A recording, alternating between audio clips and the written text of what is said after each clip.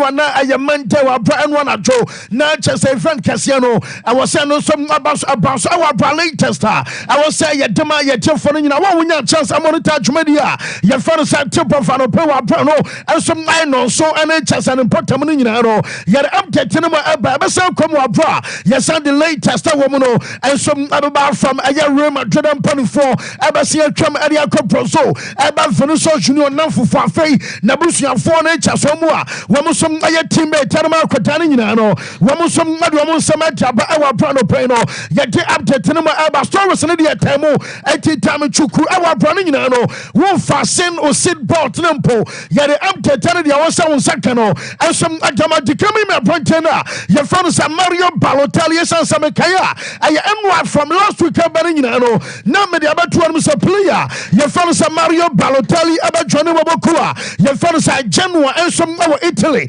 na make sure say woman discuss our branches are more than 2 months and I just Balotelli komodiani nyina no and no ensom na timi abaso shark abama video na unum sanwa woman the announcement by him say your friend Mario what we obi awotabo TV game from a year and kwatabram awobo sega and some ban here can say Nintendo and some about PS1 about 2 about 3 about 4 about a year 5 nyina so obi awo chance ya chade a unum game na friend say Mario to Super Mario ni we aye said ye bobo kwa say Genoa for no woman some announcement about ya woman say omo Super Mario and some akwaba to bobo kwa mo na jamense kan so unum dada say one on the number of and some aye 9 and to okuba bi na say be 9 ni hono ma ya na chesa Mario no and some type Jason number and some aye 45 okobusa de pa Balotelli ba catch us 4 + 5 aye 9 and unti ana chesa mo no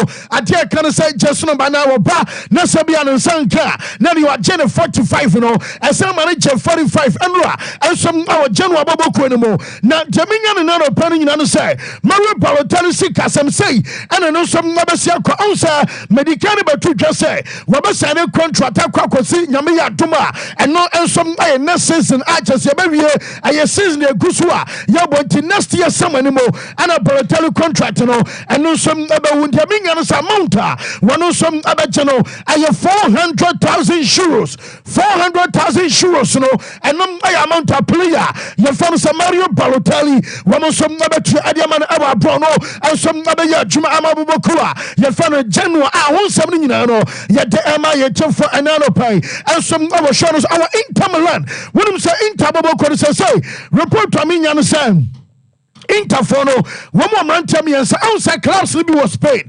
Ebi our England, ebi our Italy, one more time penny attack and say buy our clause, no the asha player, and some contract him, and two months be a new Panama no so any pa. But now close for the same and you keep to ebi, and Basamu Fusa, yes, is woman on time function, what ban or about over to me.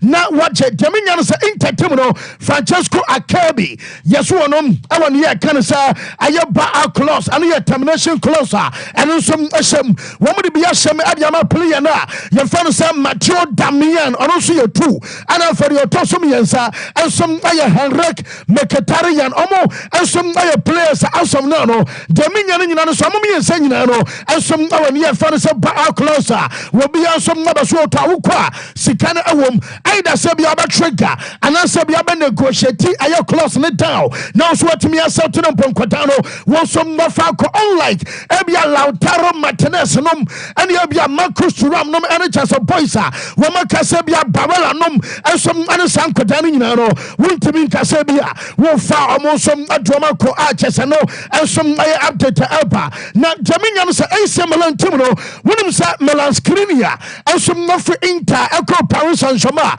what should I not be more now I some many Mukrati now San Cabia Milan Skriniar and so Echo na Milan Skriniar went to me uncle as of now na a similar Bobokuno woman can sound it out I don't come out Paris Saint Germain says when you Amama a young Milan Skriniar Emre then can be on Ballon Emma Roseneris Omutimino now she said be Abobokar Paris Saint Germain and some Mabatias and also Montasiano and some different story now Jaminian and Nano Peno and some other Milan Skriniar yes Milan for say Sanka Paris Saint Germain Betia said ya Aquadanum Amra ɔbɛbɔ loan wɔbɛwie a anka ne sika a wɔgyeɛ no ɛyɛ 10 million euros a season ɛwɔ abra bonuses ɛka wo no ɛwɔ sɛ Paris Saint-Germain contribute ɛwɔ sɛ moboase de bi a Milan team no ɛnso ɛbɛtumi atwa sɛ nsa wo no wɔsi ade so a yɛbɛse yɛsuo ɛma akyɛ sɛ okom adwo wo deɛ a ɛne ɛgye sɛ nso boa ɛma Milan team no ɛnso atua ansana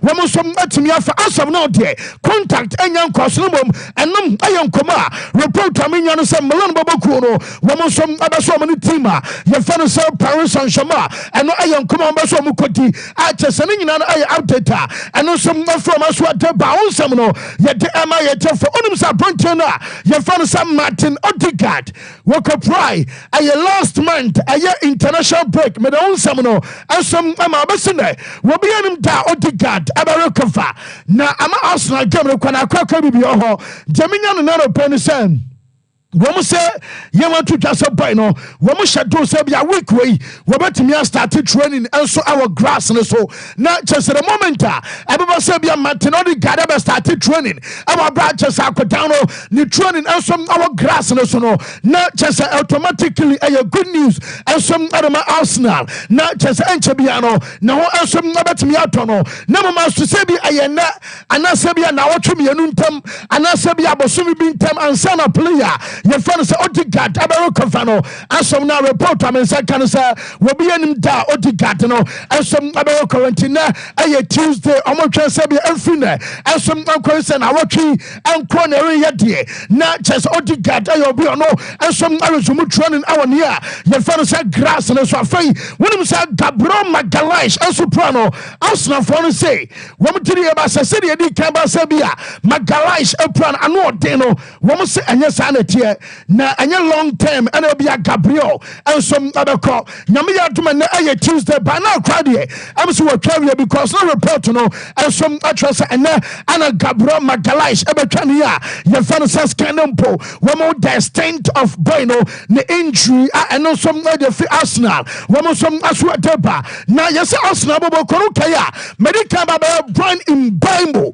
ɛdiama last week no mɛno kora deɛ kɔ ɔwɔ tene medical ba bɛyɛ dadaada ɛwɔ abɔmmra bi mɛbɛka sɛ Brian Mbeumo wɔno Liverpool ɛpɛ Arsenal ɛnso ɛpɛ ɛnɛ yɛsɛ Arsenal bɔbɔ kɔ no wɔm ɛpɛ striker medical deɛ ɛbɛto dwa sɛ wɔm kɔ ɛyɛ Sporting CP akɔdan no a yɛfɛ no Victor Gyökeres ɛho ɛnɛ deɛ menya no sɛ Gyökeres ɔde no to nkyɛn a wokae aberantɛ bi a Chelsea ɛm sɛ na menim deɛ Chelsea fo no ho ɛwɔ Brighton hɔ adeɛ bia na wɔ Brighton bia na Chelsea foɔ no se wɔn nso ɛpɛ okay a Ivan Ferguson Chelsea ɛkɔ time a wɔn fa Graham Potter ɛde no baayɛ ɔmo kɔi ɛna ɛbaa sɛ Brighton bɔbɔkuo no sɛ wɔn ntɔn Ivan Ferguson ɛnso ɛmfa ne ma Chelsea team no ɛna dɛm nya no sɛ Arsenal yɛsɛ ɔmo mpanyinfoɔ no ɔmo monitor akora no asie na mpɔmɛte kora sɛ ɔmo making move ɛsɛ na wohwɛ bia in the pecking order anaasɛ bia in the pecking order wɔn tiri yɛ ba sɛ manager no ɔprefer bia kyɛ sɛ ɔbɛka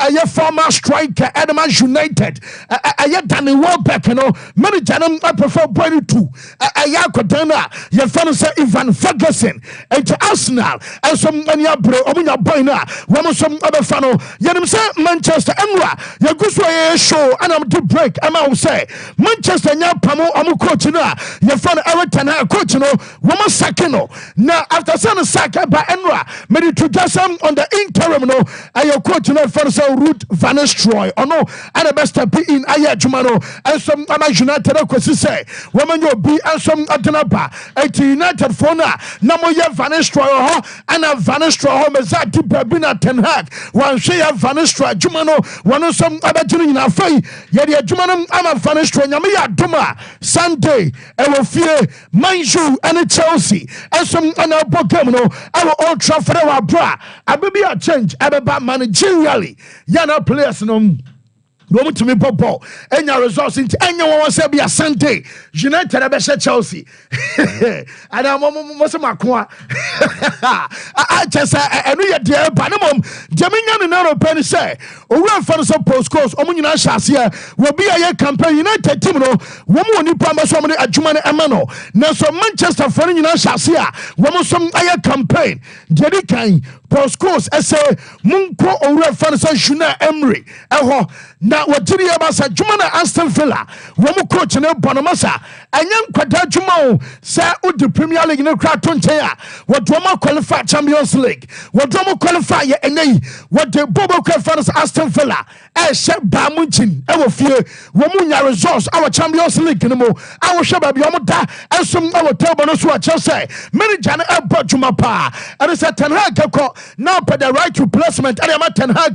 adebia o say United aye Emma Juna Emery ebefa dwuma ne bia no Bosco say monfa dwuma ne Emma sa manager no na mom tell say kan say Ruben Amorim ayo bia wonom and beto twaso pani no wo som abeso de money in fact when you can any first time your bon Ruben Amorim edi anasempo wo mo link manager no say dwuma dia ebeko so our United no consider no obeka Gary Southgate nom na bia waka Thomas Tuchel nom Ruben Amorim nyina din no ensom mabamu a na initially na manfo bi ewo diriye sa manager no wono a twen say coach na fan sa Pep Guardiola ensom adeko na nkabia Man City adwuma na ba dan na so sansa owura fan sa Viana wonom aba enti na kodiriye ba Sunday wono nyina I was Sporting na so mu nyina so sa Man City dia na ne chese ne kwan so ono no na so amsa ene no yeso ya jatum say United adwuma na ebi mu fun sa bia too early adema no no wonom abatiase aba ba ya adwuma no ensom adama Manchester City dia minya and say someone last week and come about so am a meeting and some about so na meeting no say Dave Brentford no and a coach Ruben Amorim last week come out German say can say we verbal agreement one mo do no and din come so obaba Matthias here as a verbal agreement no course so dia can say amom adeba kwakugu paper so na Manchester for no woman from manager contract from 2024 year kasai and the call 2027 and aye offer woman dia to nanim wodu aye Sporting CPA woman sinka coach no the compensation fee no mpata sika because o coach Sporting team no our form okay so be final kwa na say o say omunio ma brote enteni ankombeje aye 20 million euros no mom man for it to mika na say be omun negotiating down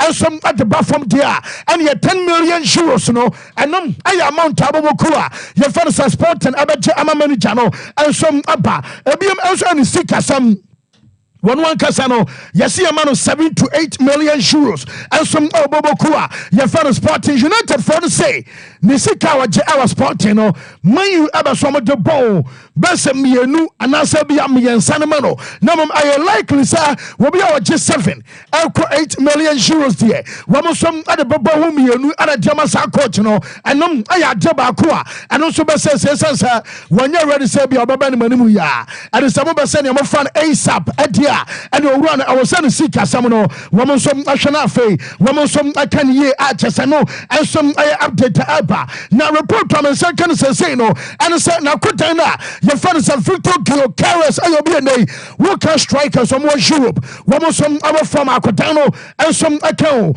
you say na kono so ba close no ejina 100 million euros I don't cry here and last year summer and you deba to ganimum 100 million euros no report on say okọ na bia no mo ka yes Sporting for no wo munya anywhere near 60 million equals 70 million euros wo mum abeje ama player na ye first Victor Gyokeres no wonom anso akonta mama for say and you say Man United obi a na nkomo per striker no mai Joshua Zexi e de sin chen dia and your coach ne banko dia one first striker no enchi amra because Gyokeres obi a wonim said ye England amonten so asitia wabani na Premier League no ko emabi atwam fanamfa anama chesebone di wura mu a wono som areko aye Portugal and same yakoda no kwenta odia and ye United anya no kani akaba we de anya kani we betimi akase akaba na chesebia won fa boy no ni coach no na chese won fa player no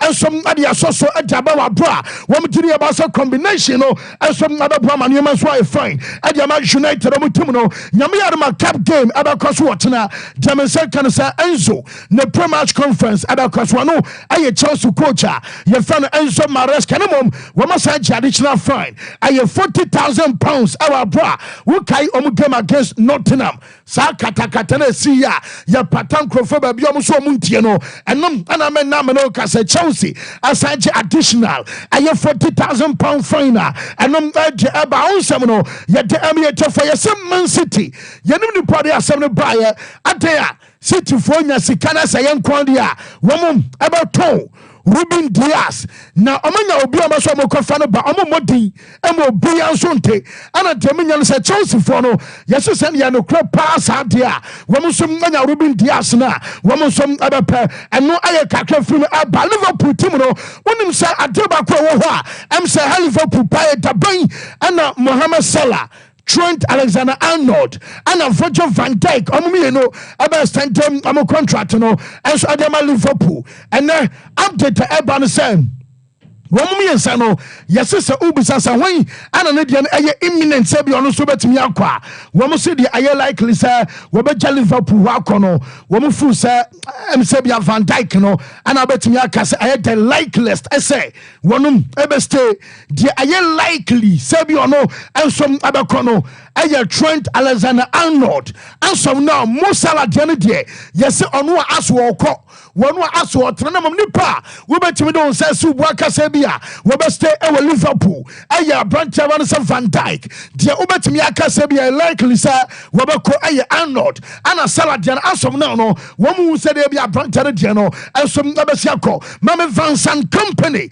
we coach adama bamu channel pay wonu som abedin commercial say watena wo mu kwa cup game na on Ballon d'Or and you buso opani so opani what say mo former mate na fan say Rodri ono anaje Ballon d'Or ade sini now so na nyabia manfo kasan won sem fatana den e fine kosi hi na hana wojo waya anyabia no woni wo bibika ana o se asem nkwa de o so ka bi na de obeso kan nyina se onim Rodri ye pa na Rodri ya kan player incredibly ayet super talented bakom ay Rodri ye ba se the front se bia kwata no ensom atimi anya achievement bi ati say ensom I confirm say the player no ono som anim ball na Ballon d'Or abibia ka Ballon d'Or enipa be se bia 4 ana se bia 5 omo no se fata na mum se kobasa nke bia Rodri agide a ene se no anu no was Vinicius and Jude omo nyina no na nkomo som asavata na mum wo ka se Vinicius there when you outstanding a season na mum a jury chesam omo ye ka se bia jury a wo mo tena so no ana se bia omo to so aba omo ene decide say wo mo de adenom ensom abema Rodri e bas or fantastic player today wo fu sa Man City and buy na any abusuafo nyina no wo bi any beche yentie said your Vincent Company and some attitude. I think Rodri is so talented, one of the best players in the world for sure, and I think for him to win this trophy, it's a fantastic achievement for the club as well. And on the other side, you know, I can only say that obviously when you're talking about the Ballon d'Or, there's always 4 or 5 players who are incredible, and Vinicius is amazing with the deciding actions he had in the final, but also everything he produced in the season. So sometimes it's like this, you know, it's not being voted by anyone other than the people that are responsible for this trophy, and sometimes votes happen this way. But for Rodri, it's fantastic, and I'm sure himself and the club will be very, very proud. You know, obviously, I think Rodri is. Yes, and I said, yeah, Bamunchin for manager, fans, Vincent Company, and our test and exception in ano. Ya day I update, Emma, ye tell for an anno pay, and some our show so Ballon d'Or, and some Comoyana Chesano, and some other some Pina, Banamum and Sena, Yaberam our Ballon d'Or, so no, Mamma fan to him, sir. We and some I Justin and I bite to Mamma Famo, and Senia Quenum real quick, our Ballon d'Or Comonino, and no some other about weekend, yet some matches out of about Premier League anymore. Now, Shaka Adiamam real quick. Big games at home.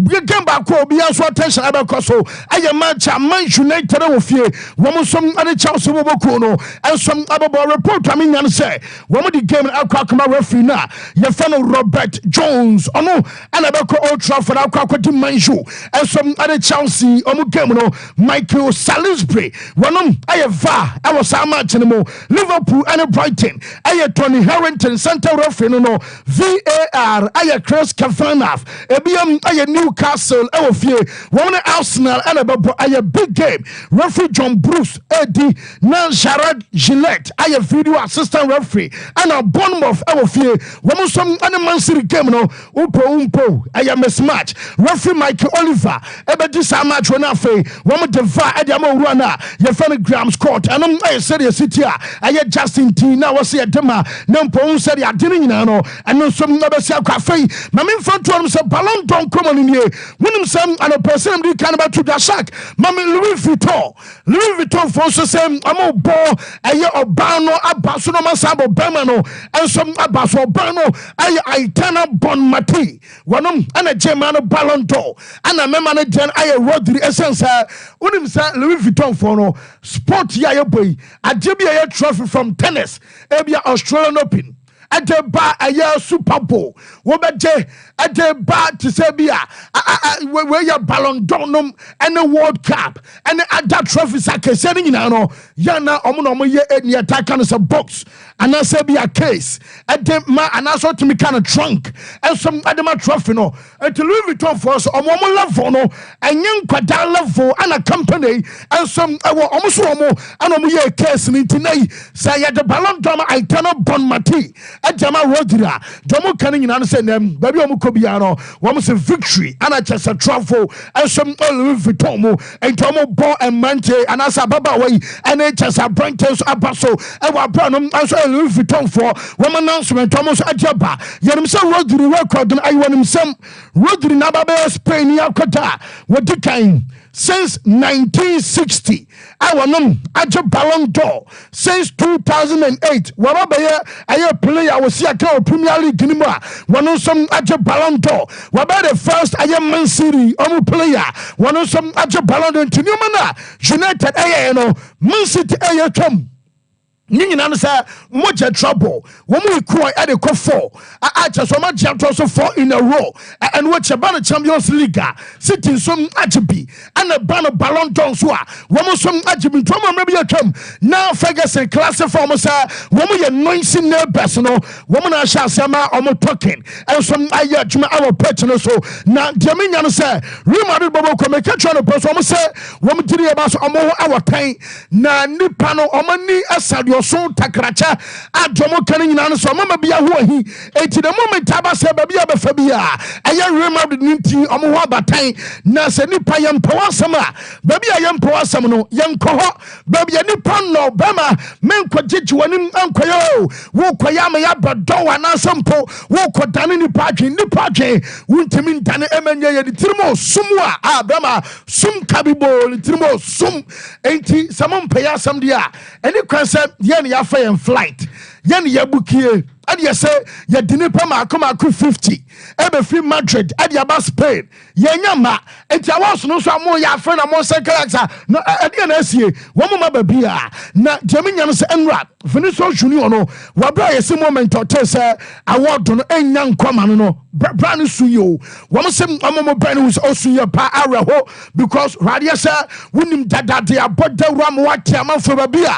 obefa bi obi ase Vinicius obi ase Vinicius enti we no I confirm be say be akoba busumi ni na be kan say Ballon d'Or for say afiri no nipa obaji onim ejis on the day and abon say be asumasi and ejana sempo e be obenken ensom na be ginia ye kan say Ballon d'Or award no etimi kan no pay say nka Nike ama prepare bibia ama be dem akodan no wo man boot fofura e be celebrating the Ballon d'Or ebiam ensom na nipa mechanical press ayamakuma 20 abusuafo wom na wofo wom nanka Jude anasa player ye fan se Vini ade wo ko Paris ni nyina no sa no pekura me san kowura officer baya wo mo sina nipa ne 30 na mom anya 20 na ye se ade be kire eno Monday no Sunday anajo Vini aye party kakra our chase fie mananfofo ade abuso bia omo brain ade what they celebrate the Ballon d'Or in advance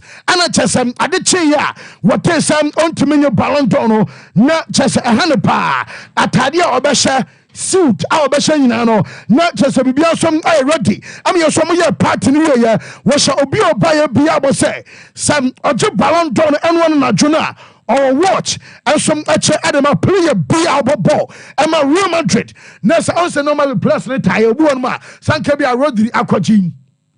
To me, and it'll be a Jacob and Como, no my Ballon d'Or watch, I'm a Ballon d'Or triumph, no a chama technical team, no players, no beer. Yes, if Vinicius, I show me in our buffet. So to make a Ballon d'Or now, we bet you play a beer watch, and you watch be a keke, and your Rolex watch, and Ancono, and some other better. And then I went to me and Gino, one more penny TDA passer, and your campaign. I was starting against racism. What did you about a fight? You know, I asked a quiet Anconam. As also Kobo must start to be here.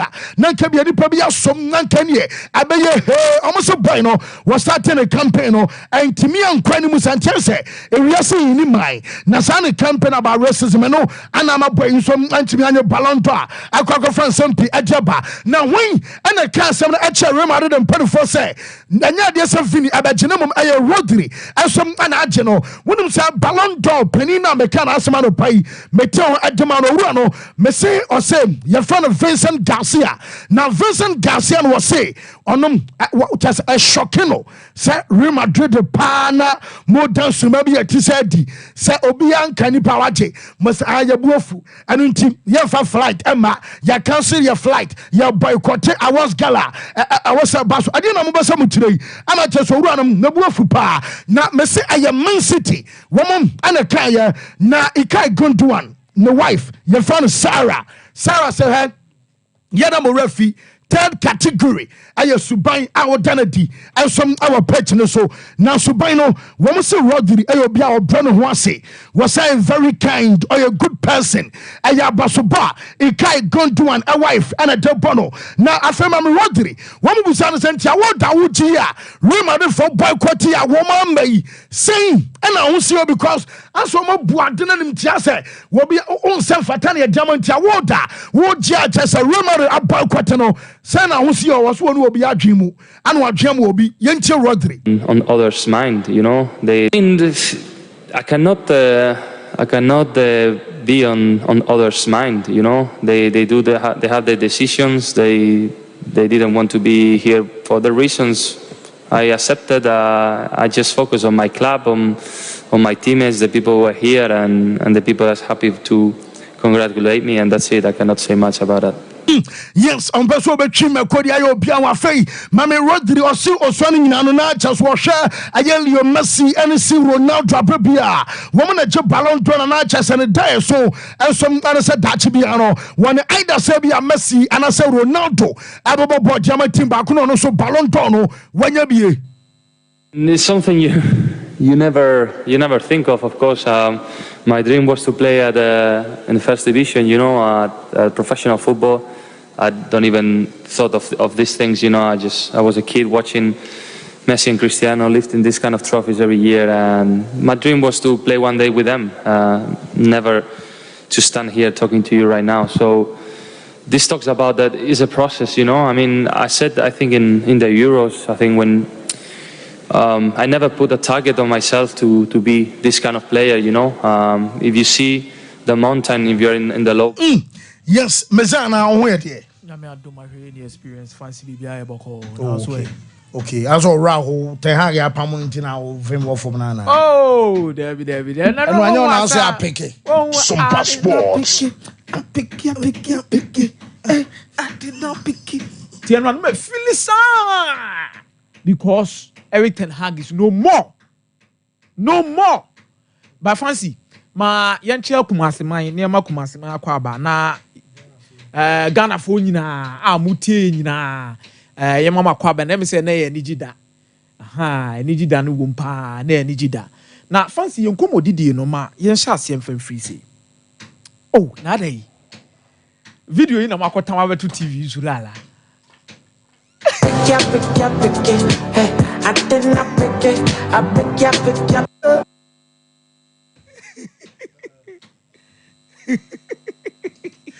Hey. Shock my sound driver slow. I did not pick it. I pick up. Video way in the radio. I pick up. I did not pick it. Video in the radio, that's it. Hey, it's no one at the free. No one at that part of the free.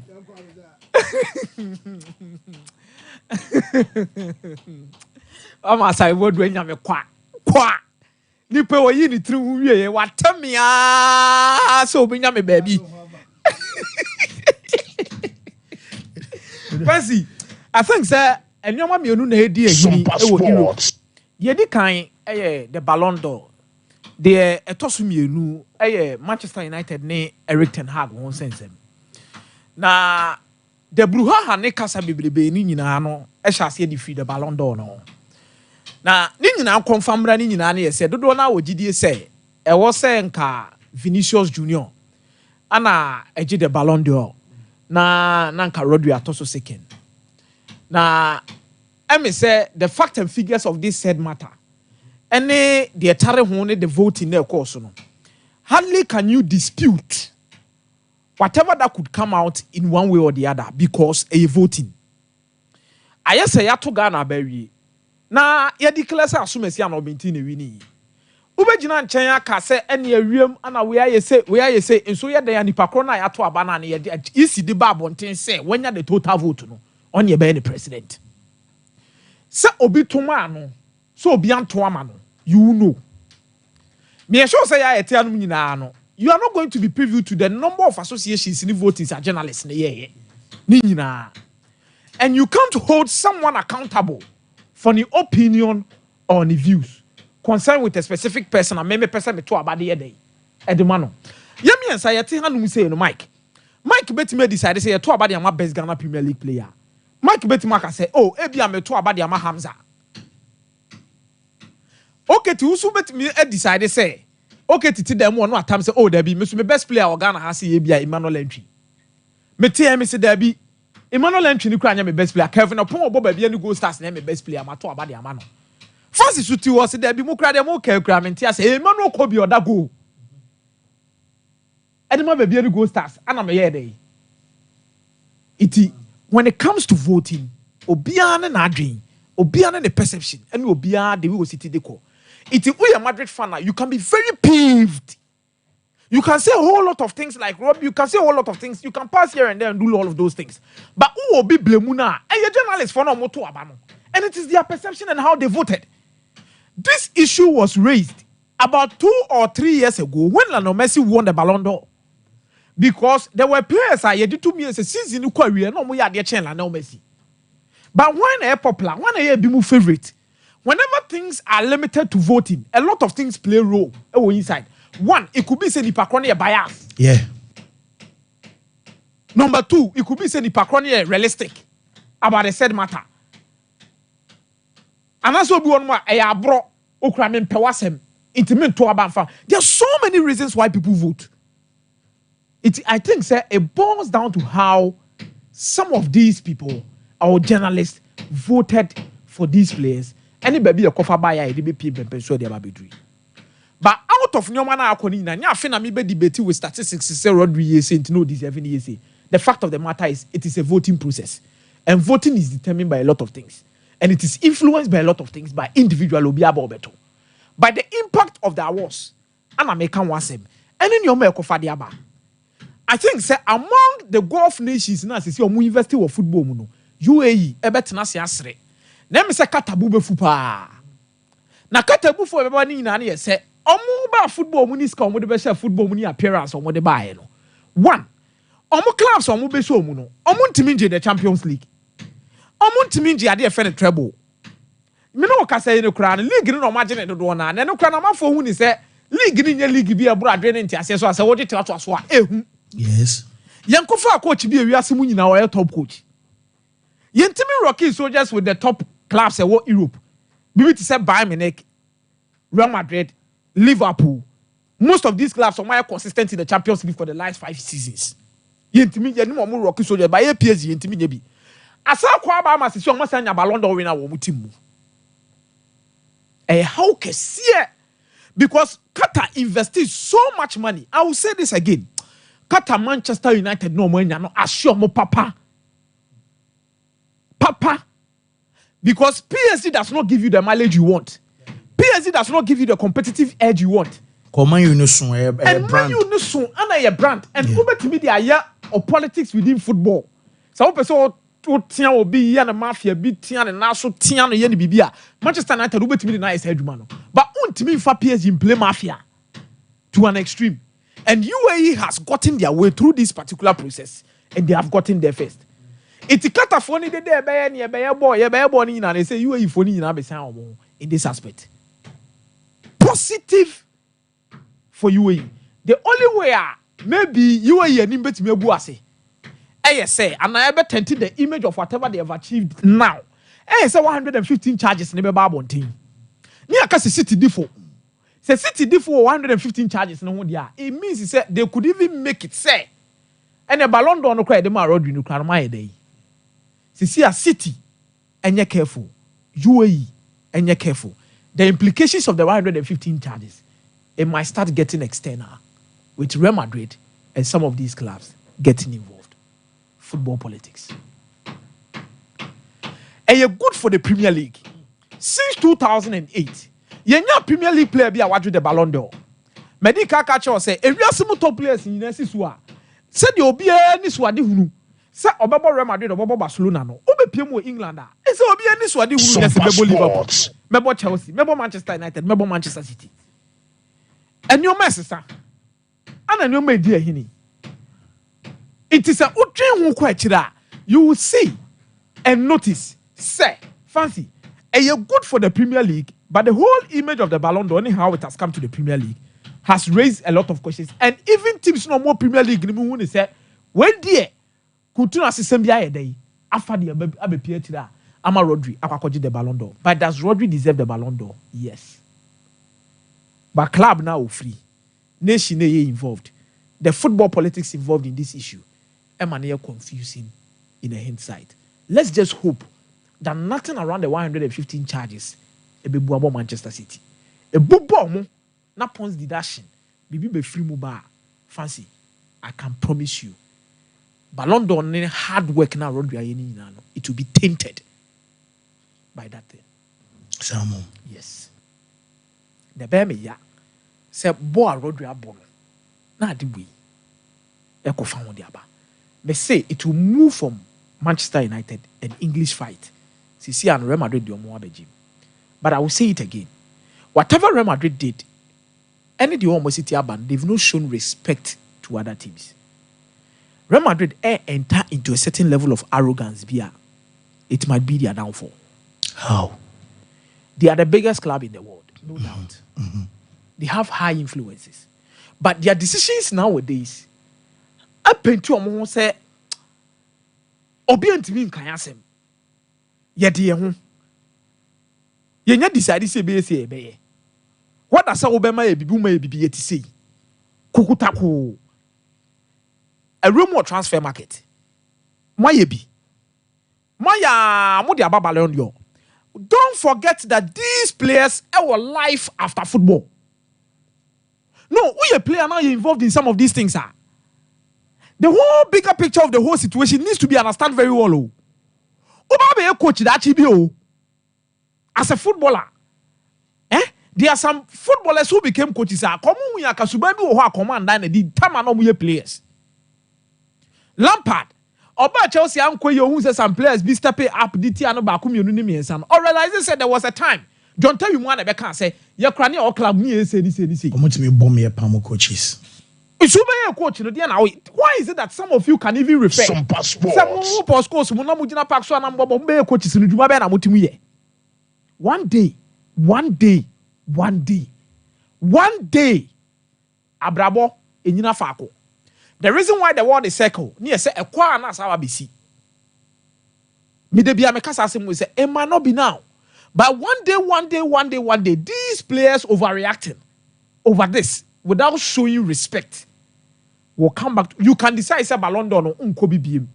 You can decide say bianco. So look at how you react to maybe a wanko, but the reaction to Nipana wajeno. Oh, ebia congratulations. Next time, mind congratulations. Obi anche obi anyo.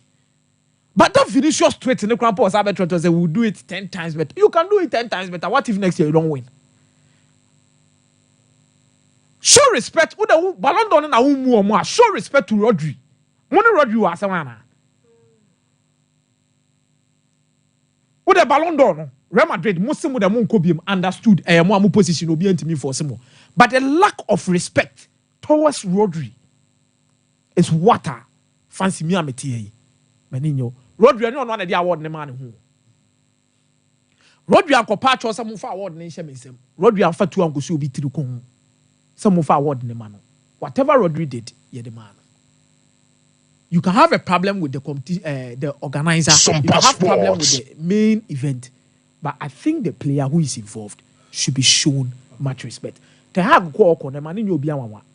Omu yi Ten Hag edi last month and yet this month. Oh yeah. Obi kura so. Ahaya na beka asem. Na o ka say Ifanabachi game no na ka ho. Ahaya na beka asem no. Na Porto ne Brentford. Meka obi a ahaya na o kan. No mo ka. Asan ye beko first international break na be story no wa. Sompa Ten Hag na ye na di. Which is true.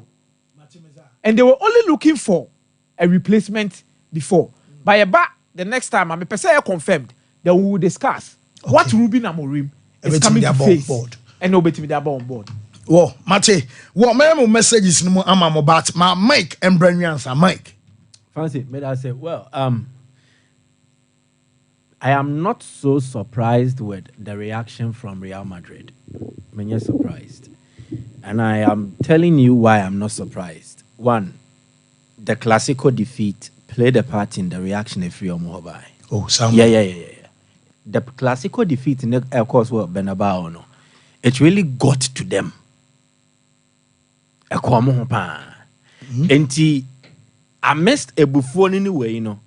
The best tactic and then the best way to have quelled Casa ne Koso about my team, no, was having a Madrid player win the Ballon d'Or. Okay. Inti player next year, a Becata Clasico no so. Inti dear Bebani energy. And then it was expected Sanya Shekrano, 2 Madrid players will be in the top 3. And then pair what happened yesterday, who reversed the roles of another positions of Rodri and Evinia. Then you have 3 Madrid players in the top 5. So it would have been the best news to make the whole scene Spain, Barca, for the day a month for discussing Madrid, especially for how the team is not balanced and how they lost to the arbitrary rival at home. Yes, I quite say classic when just a game. Exactly. So they would have used that nobody are kataso. Now omodi are a match hype for the project they are running. Inti omu se man ano. Vinny knew he would not win by Sunday. Yeah. Vinicius Junior know himself winning awards by Sunday. Even before seeing any other tennis, Monday now. So he had almost 2 coins from the family, friends from Brazil by Nino. They had to cancel their plans. On one team, Sports. more a Jay-Z, a company, Rock Nation. Yeah. Drew Spain. They didn't know what to do then. So he knew. Onokrati Madrid. Vinny Camp no munim so on winning even before Madrid. It got to them. So the whole thing was Asenioma. And you expect such a reaction. Maybe for Madrid as a club and the stance they took. Maybe they went extreme. But at times, you need extreme measures to cover up for maybe I'll feel so let's change the narrative. So now common in who is talking about a Clasico defeat now? Is it a Ballon d'Or? Who is talking about Madrid team no? Mbappe have a good team and a team near balanced. So they needed this. If the Vini winning headline did not materialize, let's create another headline that will run with the Ballon d'Or. So now, if we are discussing Rodri winning it, definitely Vinicius Jr. being robbed will also feature. A part of the whole thing. And this is a game. I love Kamavinga's message. Politics. Football is politics. In politics, if you don't win, at times you play dirty. You come with a strategy with the senior. Okay, so Kamavinga tweeting. Football politics. My brother, you are the best player in the world, and no award can say otherwise. Love you, my bro. And it is not the first time Madrid ABB saying to steal the attention and the headlines. When Mbappe, before Johnny Omona, the 2 transfer windows, that summer, Mbappe yes or PSG were renewing the contract. No, check Madrid players ni na amas omu tweeting messages. This is the best club. This is the thing. So it's not the first time on Moya strategy. I know be joining you so. Exactly. Iti a club no ni nisu. And then you maybe faso here. And you need to play this, especially if you are involved in football. Football, you won't play if out. There be at times ball opponent ni wicked kakra. And that is what Madrid are doing. And I applaud them for that. But as to say the more cano, I had the fact of the matter and then even the truth. I think I was here the tunes and yen in yeshe. Yen tune streni abasa. Nien shemu ye. Clearly, is it that Vinny deserved it and yako shim die fin in same Ediama Rodri Eya Rodo rather? It is not the case. Especially to better appreciate how this operates, you need to understand what this whole award scheme is about. Ballon d'Or, it has never been a fair award. By our times, players no winning, they make it obvious that they deserve it. Omomania obvious and that explains the Messi Sompa Ronaldo sports. duopoly. Omobabe take it the whole awards no. Ultimately, so mutumi bad year because a year way the head way befa. But even with them, there were times there were contentions around it. So I am telling you, and I started with Messi Ronaldo. Go and check 2003, 2004. You can even trace back. It has never been a fair award. Even to the time where near the Europe from Kwani consider outside European consider. Even in Europe, where European players spend your consider European player, non-European I am consider. That is how come players like Abedi Pele Munina, they couldn't even get a chance to win. So let's understand award no a highly subjective. The Omayani baby Ababedru Sisi in say they look out for FIFA World Ranking no, top 100 nations. Near journalists are almost top 100 nations, the top ones. And 100 journalists will have to decide by voting. Now, in the aspect of voting, mostly you have to play your cards well. Play your cards well, no fancy baku your candidate. Mienu a strategy. Ana miensa a influencing. Every voting process is influenced. Obi obeka chose a voting process be a tone fair no boa. Enti a campaign. We campaign to influence. And there be a campaign man broso. Ti Ghana how about obi ko kabanku? Obo so obi ko senior ebi to wache. Exactly a campaign strategy. Oh, okay. So some will play dirty behind the scenes as a campaign strategy just to get the vote all pay. So the candidates, let's check here. Man City, they had two players in the top 5. Erling Haaland, Rodri. The case for Haaland, and they say, a club football. Rodri, national side, club football. So they see him as the candidate they can push. Good. Madrid, yawo Vini, yawo Bellingham, yawo Carvajal. Even to some extent, Nadine Tony Cruz in Nemu. Yes. Good. Madrid did not really center on one candidate and believe said truly, when they see a dinner, they kept dilly-dallying. And obete a Jude. Na sisa na beye Vini. Afe kure beye se Vini we say na mama Carvajal anje. So that a year inconsistency and the non-definite stance of Madrid affected them, especially in how they are able to campaign and influence vote in their favor. And it's a meme Hurricane Amekotua. I would choose Jude Bellingham as number 1. Offering England, Obo Real Madrid. Jude Bellingham come number 1 or only 15 votes. If I choose Vinny Jr. as number 4, we're man a gap. And we know a point into the number of first place votes are Obenyano. Wow. So if City are back and they are able to influence and sell around, now Madrid no ayamiensa, and you will have to choose between one of the 3.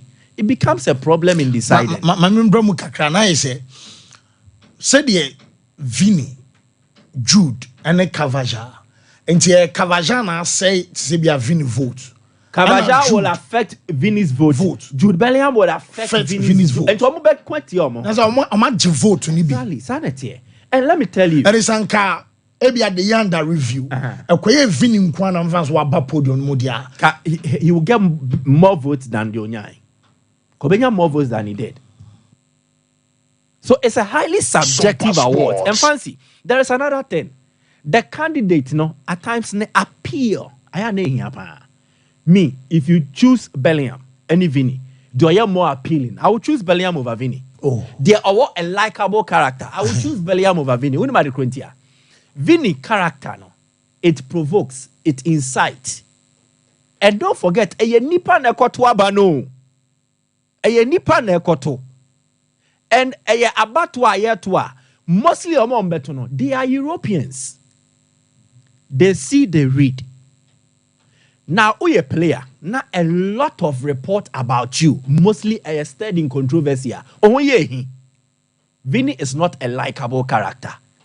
So if you are looking at the candidate and how appealing he is, you will choose a more appealing candidate than Vinicius Jr. He should work on his character. And yes, but maybe he can control himself better on the field of play. Rodri, there are times emotions get to people. And the coolest of characters can overreact. But how they be consistent, then it becomes an issue with people.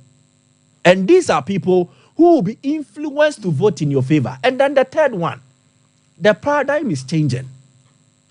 Then times now they say, oh, me Bob Madrid a club kesiye, me Bob Barca a club kesiye. No, now the powers of the game have changed hands. Ain't na Qatar, it's hold the World Cup. Ain't na Saudi Arabia, enche obe hold the World Cup. Ain't na UAE, Abu Dhabi's and the others. They have massive investment in world football today, and they have their people sitting at the power podiums. Sikana. Omu take decisions. Nasser Khalifi, oti UEFA so. Yeah. Oti EFA, European Clubs Union. ECA.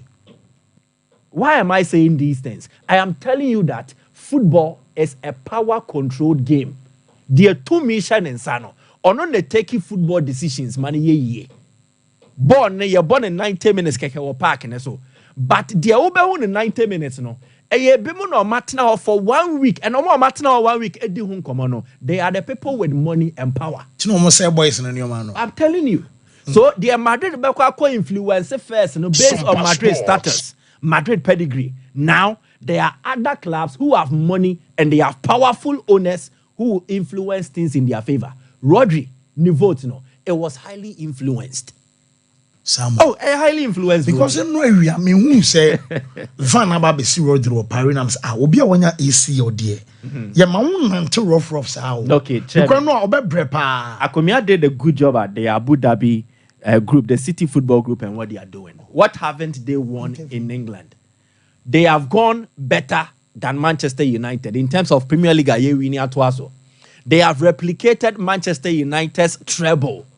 And Manchester United boasted the last time a player from the Premier League ever the Ballon d'Or, no, but at the moment, the red side, they have replicated it.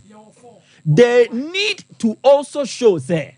Man City, they have made a turnaround into BBS and football powers. They will influence things in your favor. In a similar manner, Madrid played their cards well, influenced things in the favor of Luka Modric. But you say, Osro Boadi or Boade. But your Casabiso Eka says, see a wood to a CSUA. Tentine Yanedia won't challenge home. Okay. So in this case, Rodri needs to CSO. But Wasanswa Boadi who ye. So what tongue na a tongue? Madrid need no products be bria or tongue. Yes, sir. Focus in Babakoso. Okay. Well, Mesamba so real quick, but Isaac Yabua say, Mickey, that's true about Vini. Eric Wagner say, do you know how it feels when someone discriminates against you? I know I have a question with regards to Vini, a character as man yeah, that one there. If you see, let it flow. I am encouraging every Madrid fan.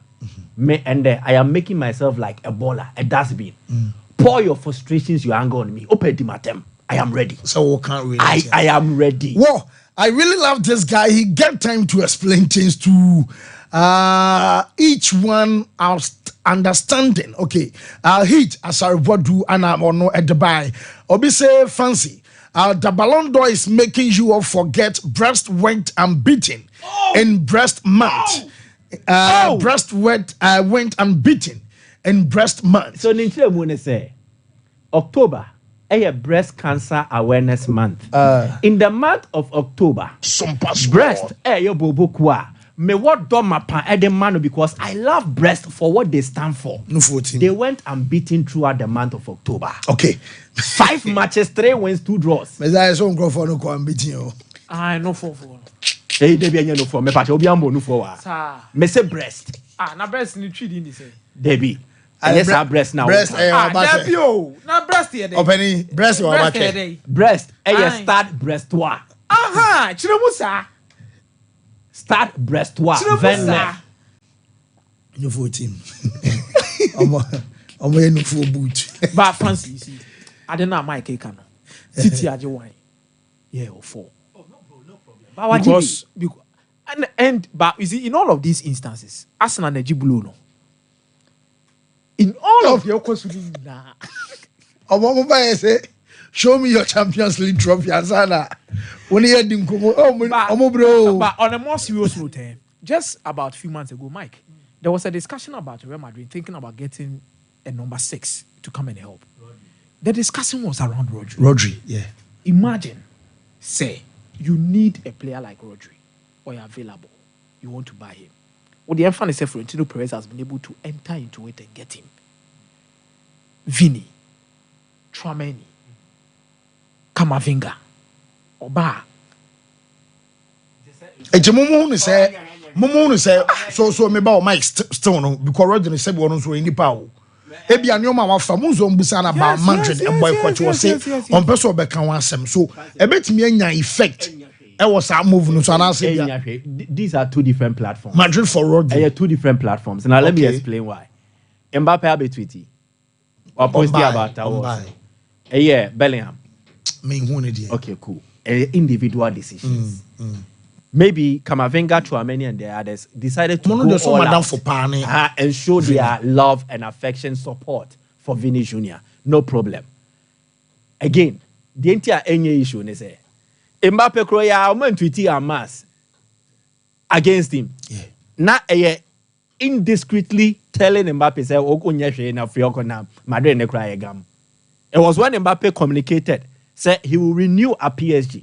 Modric, Vini, why name them? Even including the Chrome 4. But in the end, he came and they have moved on. Ronaldo and Rooney, they had issues. And they did not bury their issues and move on.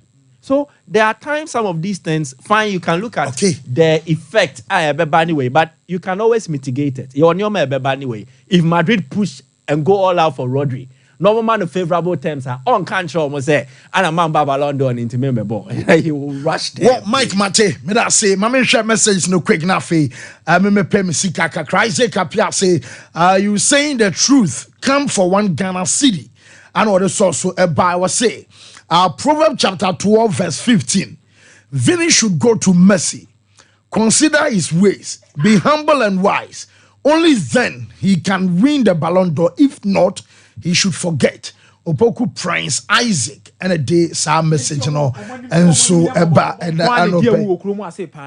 say Gentia on certain biano what I share crime you know mutai ni Terra yeah Terra 1 yeah also mutai crime investigation ya daddy no o my tie chom no pa o mo ye hu so mo ye humble mo ye dindi yes an man adin na gasa yeah before ni nipa wo wiase ankasa no do bia nipa do na empa nipa openo kre okay any nipo ye open whoa my memory is why kwaku pra say oh Madrid fans should calm down. CL7 will be organizing some Ballon d'Or tomorrow morning on YouTube at 3 p.m. I will hope Vini will win it for you. Challenge of when you well, good morning, Francie. I'm watching the show live from Manso Datano. How can a player win UEFA Champions League and La Liga and win Ballon d'Or? I now understand the reason why Opana gets plenty Ballon d'Or. Gasconi, the general, and a Daniel. I'm also say Vini will win the FIFA best men's player. When the Masters was started, I'm telling you, the dynamics of the Ballon d'Or and the FIFA best, and the FIFA best crowd, and national. Debbie, this is it. Fans, 25%. Coaches, players, 25%. Journalists, 25%. Then I think there is a technical panel also. I stand to be corrected, 25%. Sir Ballon Bim, the English agenda and the European agenda. Please.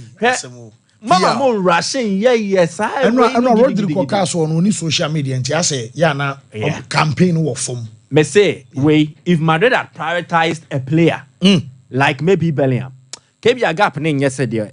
Rodri okay, so England for baby did that man. Oh, my memory so quick na Buffalo Polo. Yes, mumana mumaje Buffalo Polo African print and no or they palm a round neck and a polo shirt a fee. Women have V-necks my dear back on say mad you know what pam and our sam pam and so entered in no a African print and a Buffalo Polo and so a UZ na atadon and in enfe di empopo and a oversaw co program in our damusun kwa Buffalo Ediano and also shibi and so the call. Place all that before 10 o'clock and pa and you said Dano and Quenery ya won sabeko atade what the Buffalo Classics and so no ya la tops and in the down ya captain and so I said you ever say what permanent MLB no and also won sabeka Buffalo Polo or ya juma ewa henema koko ben off Santasi Obuas Equine so 0249 600789 Quality Dental Clinic Aya Juma Ewo Patase na Ketrama Juma building emo Wamu in Vegas Obaso Shaw Sene Crown and I simple Obaso near Canasa Bridges Aya dental implant Aya cosmetic dentistry Aya orthodontics and also prosthodontics Ninano Gentlemen say Yankancho Sebra cleaning and polishing teeth whitening and abeso yamo ebe buama kakano wamusube tuasie ama one time from our 0538 250078 Preston Consort one J certificate of sponsorship Ejama we are barber and as a hairdresser we are mechanic and also a fashion designer we are into healthcare a sales assistant customer service electrician also a construction ejuma and we are now so come on near one and a babuama sponsorship and sensational and some I am very simple and one nim come say the bear enko bunkam ewon finfin enti so so samanis free Ghana eko UK ewa bra rate ewa former and also I am Preston Consort at one more bantama, woman, Eben GNTS building no 0246 171377 Penfono, Abajo, so Fibo Ventures, Omo, Eddie Toothbrush, and in the paste, Anaba, Ashford Prince, the Princess, Ashford Evidence, and executive, Omo friendly, and a Galaxy, Ewum, a Fibo, and Sandwich Money Bini, Afrifresh, Herbal Toothpaste, or a Brashu Tita, and Monum, a Sham, a bow gum, and or so buying, or Brashu Tit, Moja Frusia, Sebanino, a Bejai Ama Wonso, what do Hukama, and Yana a household, Mumpebie, 0535452263 na onim penfono enso enkase ye kwaba yenche kra beba sisia na aba bewram efie so de ten ha gasem no nyame yar me benya tamama no munya botere mai Ruben Amorim almost another 10 hag in making yankomra.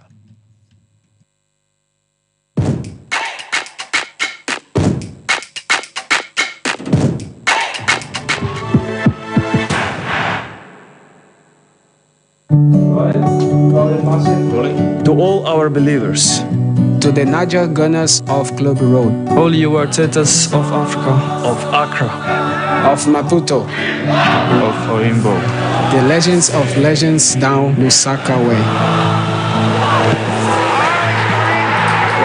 We hear you. Now hear us. Obrigado. Talo. Betway, the official global betting partner of Arsenal. Mama Kwababa, Gentleman Dental Clinic, Yujumadia Yidia, and say, BCC will sing, Nayabo will sing Hobine, Amawonum, and so Axi, and I say, will sing animal yams to a and to Mapa. If you fix one, no, and I say, you tap for the permanent one, no, and also soon you see a ultimate aim to be, and no, and you feel the PFM bridge, and I say PFM crown. I feel you sign a cleaning services about your profession, no more, your friend is killing and polishing. Say, Abia and Nema be as she says, a cinema, said you okasa itimi ma pampan ene ade ebagu na no oba gentleman dental ye ni nyina bi ewo ho gentleman dental clinic ye wo Koforidua Central Police Station enchen ho e na wodru enkan so a ye wo nungwa e na atomic down do me kwa benya runabout no so ho e na wodru takrade pipe ano traffic light na e wo pipe ano ho ye ne OGN bank na wo the same premises e na kachiman so ye wo magazine market kwan no so ho a anase opposite AY Ahmed e na wodru Kumasi Abrepo Junction Total Filling Station wa traffic light na anihwe G runabout no wo free Total Filling Station na yabron sign no na edi ho ye adwuma free eda juada kopem eda memeda wetimi afre ya homa no e wo 055 913 9582 look away that's all come bia how come bia e no mo frefre le na professional ko ba ko a o Ay, angona fo hen no. Zegbegbe na say I dey very akrakro kai Zegbegbe ina gbegbe gozo go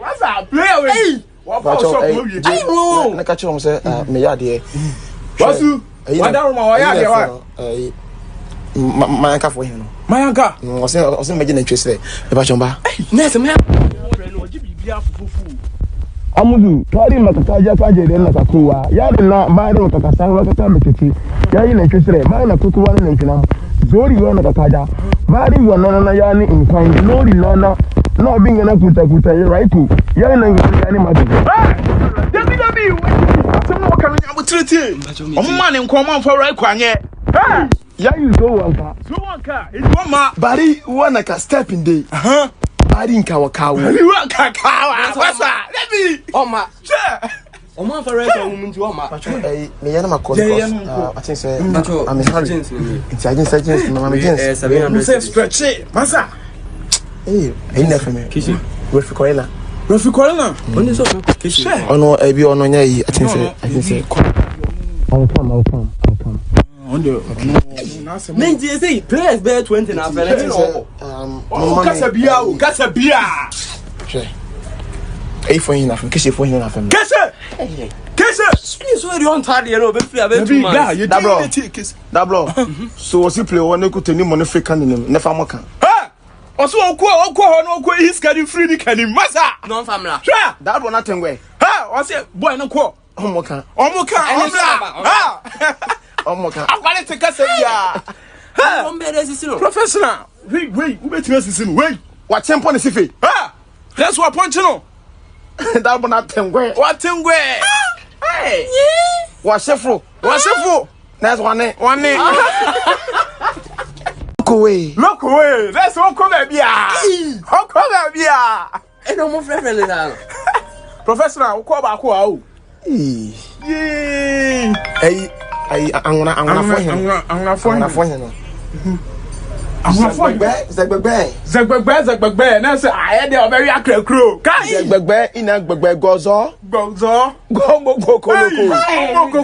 what's up play away what for shop no you I know na ka chiro say me ya de wasu wada ma wa ya de wa mayanka fo hen no mayanka o se me gina twese e ba chomba na se me no ji bibia fufufu amudu tari makakaja kaje de na kakuwa yari na mari makakasa wakata metiti yayi na twesere mari na kukuwa na nkinam zori yo na kakaja mari yo na yani inkwan lori na binga na kuta right yayi na ngani madu dabi asem no kan nya butrete omma ne nkoma fa right kwanye yayi zo wanka it woma bari wana ka step in day bari nka wakawo bari waka kawa wasa lebi oma che oma fa right wo munti oma me yana makos I think say I'm sorry it's agents mama agents 700 say stretch masa na feme kishi Refi Corella oni so kishi ono ebi ono nya yi I think say I'll come on the Menji say players bear 20 na fele no kasabia che for him na feme kishi for him na feme kese ni so ri on tade no be free about 2 months that bro so was he play one ku teni money fake kan ni nefa mo kan Also, no, he's getting free, the candy, massa. Non family. That one nothing way. Ha! What's it? Boy, no quo. Omoka. I'm going to take us a professional. Wait, who bet you listen? Wait. What tempo is it? Ha! That's what punch no. That one nothing way. What thing way? Hey!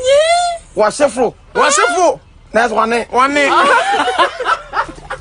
Look away. That's all come at me. How come at me? And no more friendly now. Professional, call back. Hey, I'm gonna phone him. Zagbagbe. That's I had a very accurate crew. Zagbagbe in a gozo. Go. What's up? Play. What about I catch him say me ya there. What's you? What down my ya there? Mayanka for him. Mayanka. I was imagine interest there. E ba chomba. Nurse me. Amudu, kari makakaja kaje den na kakuwa. Ya de na mairo kakasanga kaka metiti. Ya ina interest mai na kukuwa na nkina. Zori wana kakaja. Mari wana na yani inkwan. Lori na no binga na kuta right to. Ya ina yani madu. Dabi. Some no kan nya butrete. O man nkoma for right kwanye. Ya you so wanka. It woma. Bari wana ka step in day.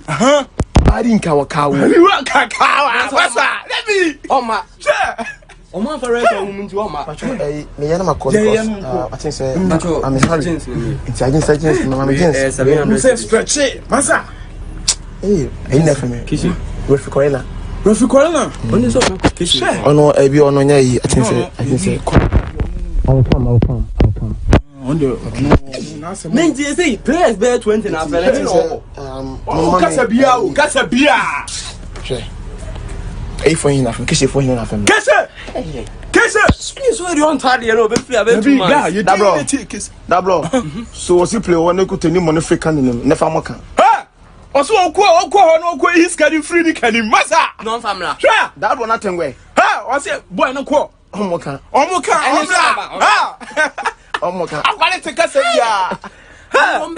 professional. Wait, who bet you listen? Wait. What tempo is it? Ha! That's what punch no. That one nothing way. What thing way? Hey! What's it for? That's one name.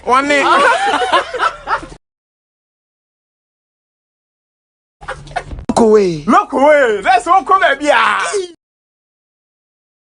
Cash collection amamwa ya momo de answer mo de ma Drabin Rural Bank Drabin Rural Bank come by 40 years any amona last year omo for the best rural bank of the year.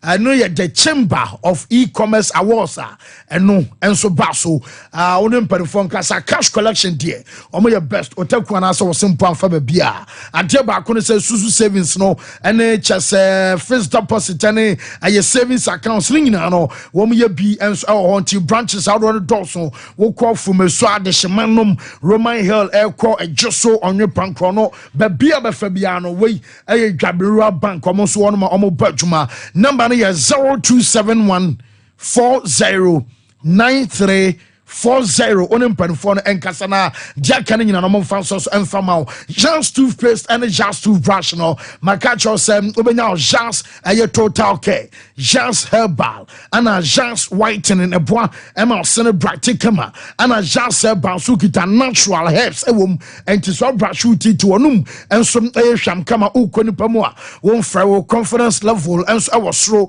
and Jans total care no eno so ebeke ebeyi chese sene say change na fe plaques aba be shesho sintem no ni nyina so be aye Jans toothpaste oto a ya no ato na brush no enso the account na fe aboama no man so aye fine ediamao the luckiest I say aye sikasem nyame ya doma 30th of November and a grand draw eba so if free now make us say ko bia no betimi age aye will take it Aye 1 Ghana equals 5,000 Ghana cedis. Aye star 712 hash. Star 712 hash no na cheso to take it boys no mutimi come one cause also individual. Otimi to take it to me and ne amanfo so ye enough ma kabom na magic na mo ya to mudi ya panamasa.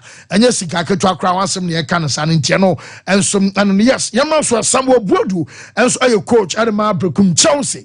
Mame Bodu on ominous game. Ebaso Samuel Bodu enso edi hu komo enso kakresan say next match is ebaso an worship and coach Samuel Bodu Chelsea on ominous game and ebaso no yentie coach. Petty mistakes na we need to go home and correct it.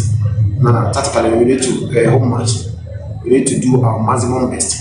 Say it's a bit mean as a maximum best. No, new team we shouldn't underrate those things. We respect all the clubs. So whoever comes in our win, will prepare very well to meet team. Yes, and no, I Brekum Chelsea coach, I Samuel Bodu, and I would think Kanafe, Zakaria Fuseni, so on Chelsea team no, and also Zakaria Fuseni, Edin Komo Kakra Edifa, I Chelsea team no. No, crowd set up na new players be brave, and no hair on me young so. And on mobile no, I think so. Munya team no nema I say last season na yade ball games no, but I think so with time any senior players kakra na no yebe to me any omo akasa se na be ya yebe ball akoya nim kakra na omo to me afa redeem no. Yes, and no Chelsea akwada Zakaria Fuseni na say one Ricardo Veras and so twetwe nkoma fei on omo target season you know saying and Zakaria so may who said a target no esitie. Yeah, playing body in the eager say enyankopon pa yebe fight it or yebe call all out say na be ya yebe to me age league no. Yeah there ye di hu dwuma pa enye say ye de ano na ka keke ye guso a ye di hu dwuma pa. Yeah, playing body in the eager say enyankopon pa yebe fight it or you call all out say na be ya yebe to me age league no. Yeah there ye di hu. Yes, omo call all out say Brekum Chelsea bet me age Ghana Premier League get so now so eno and so update ba coach ba ko oye dwuma ya bona ba so bibia ni Gold Stars Frimpong Manson na Frimpong Manson so no say ba bi omo do bia se league dia say ekọ mediama ekọ Samatex Brasso say Western dia say Gold Stars and so je pressure ban saying and Gold Stars and so fan yentie coach Frimpong Manson on league Nigeria. Winning the league, no. It's too early to talk about winning the league. This is about the 9th week, and we are playing 34 games.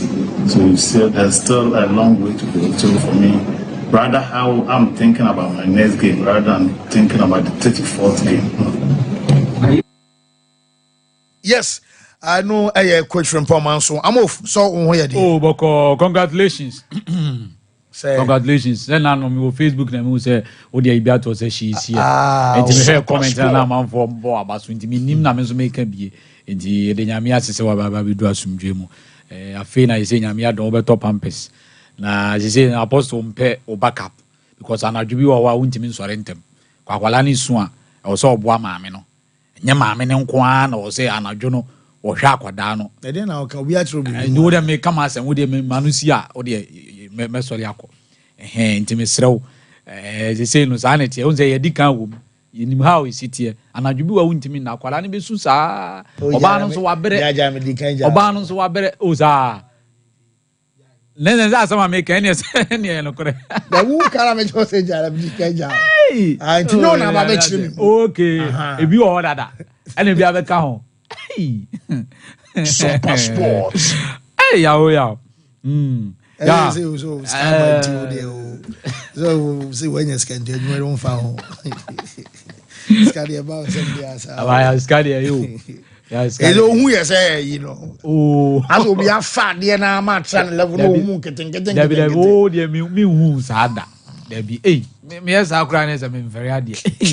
There be senior. Maybe I will be na me when I'm saying, hey, now, dear, hey, how jai. They were the highest paid journalist for Chroma. Senka me bo points of view. It me and I'm say, hey, Debbie, no be free how cause is here. Contract no grow in 2 months or a highest paid journalist in Ashanti region. And yet pounds and yet CDs.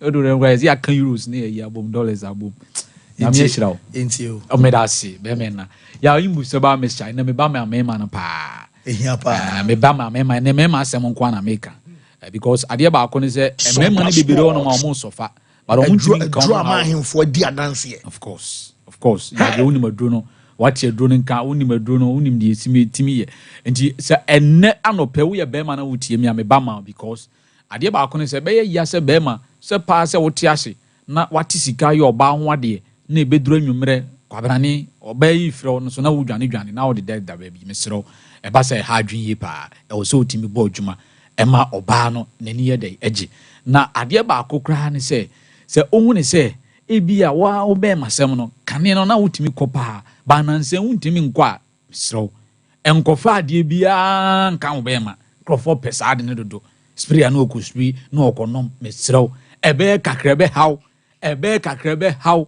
how kese na de be oni pe bia untini bɛgyene yaw ene na wo spirit ade so ɛgyene ye se bia mo fa de na ma me fa nkɔ da mra da de chia me de abre o ye tuma kra nka me ntuma ye tuma nka me je obi de kra ka me de ho hwe enti de tie ne se entra onom ne nka so e ba me kwa kɔtɔ aduru bi na ma nom na me ne oba na ye bibi da bi imbus no ade ba akɔ in fact amanfo ukɔ wow akakra ma odu wa krom no police barrier bi o so police for no mo no ye che omo pa in fact omo mfa aduro ni agro because omo say de bia omo hu ne say aduro na bo omo pa gonzo obegina tentren na wo tena se na wo sɔre ne ade ne ma osisi ni ye de eyembre na wo sɔre aya na nka obi wa na adwen se o se me kɔ fa aduro bi na nka me de ye bibi but ye kan for ma omo hya se so omo num aduro no wa na omo afro oh Charlie your medicine be good oh aduro ni ye papa dia o ye be ma hyase no num bi onti we ni nya se bi a match na set na akɔhwie ni nyina anom se da bi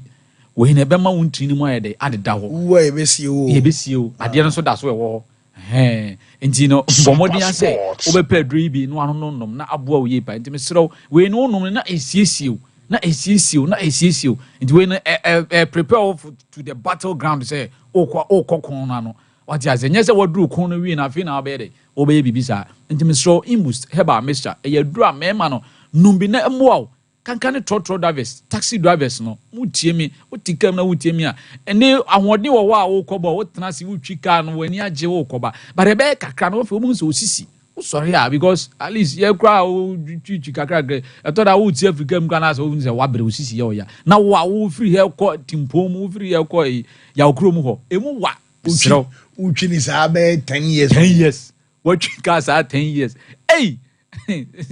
Ozu awon maduro ya ebe kakra na afi obonse problem na yede ebe osisi ni mu afi obonse na ode kwhye bebi na mabusuafo na ha me na David bema mesrew no maduro ni bi ya mesinfo ene me se mo mema so because ya mema ni fieti o se bema bibi wo ne nkoyi a wo no bibi tu sesi a asa go bema obekwa aba na ise no untim nye de nkoma because ya na mani ebrisisi hu because se usisi ya wo ya wo ye mesini a obeda akwa page blocks uye fitani a obeda kokoto ka se o kwa akoye obi ka ama no enti se mesrew mo amoye se adwuma din nyina afitafo masonfo carpenterfo modro samonom ye imbusa ba mixture se wo beye suti na wo de watie mi na wa hyase se wo de do ni ye wadu no ano no mato aso a wo be hu difference wo ni peduam afi ahoden foforo bi be baba bi wuro mo man ba ko e carpenter ni wo jachi o se e ka de na nka wo de adwuma nyina ba na wiye because wa ye adwuma na che wa ye adwuma no over 30 years now afi na onse nkonwa foforo abane ade na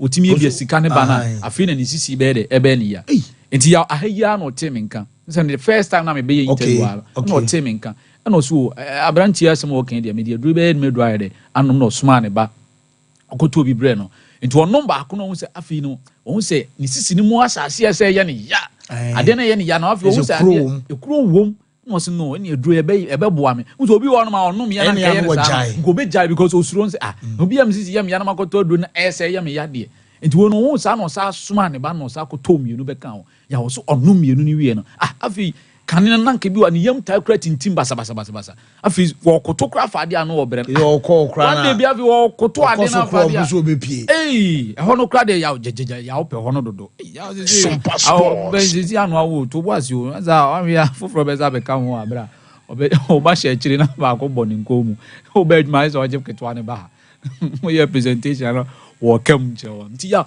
basa no papa no waduro ntoto aso na afi obu nse sisi di no sisi ni yɛ enti ɛni nti na name se mɛma me ba ma mo your numbers no go screen so wo de wuti ready na 0246 20